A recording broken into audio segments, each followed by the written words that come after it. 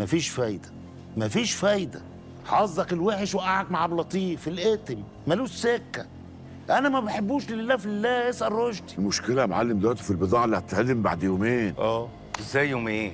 دي قصادها حوالي 10 ايام. 10 ايام مين يا راجل يا طيب؟ اللي متسجل في الورق يومين. ربنا يعوض عليك. بينا يا رشدي. يلا يا معلم. طب شوف لنا حل يا معلم عيسى، انا بستنجد بيه.